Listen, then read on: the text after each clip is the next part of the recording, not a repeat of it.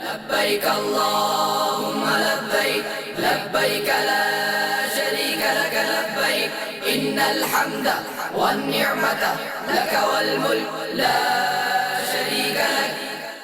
یوم عرفہ حاجی کو روزے کی ممانعت۔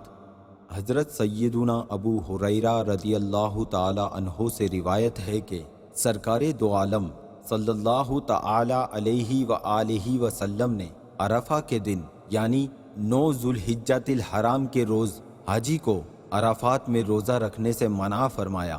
آپ اس مدنی پھول کو دعوت اسلامی کے اشاعتی ادارے مکتبۃ المدینہ کی مطبوعہ شیخ طریقت امیر اہل سنت دامت برکاتہم العالیہ کی مایہ ناز تالیف مدنی پنسورہ کے صفحہ 352 سے پڑھ کر مستفید ہو سکتے ہیں۔ آپ اس کتاب کو دعوت اسلامی کی ویب سائٹ www.dawatIslami.net سے اردو کے ساتھ ساتھ مختلف زبانوں میں بھی ڈاؤن لوڈ کر سکتے ہیں۔ آج ہی اس کتاب کو مکتبۃ المدینہ کی مختلف شاخوں سے طلب کیجیے۔ نیز شادی غمی کی تقریبات، اجتماعات، آراس اور اجتماعات میلاد وغیرہ میں مکتبۃ المدینہ کے شائع کردہ رسائل تقسیم کر کے ثواب کا ڈھیروں خزانہ حاصل کیجیے۔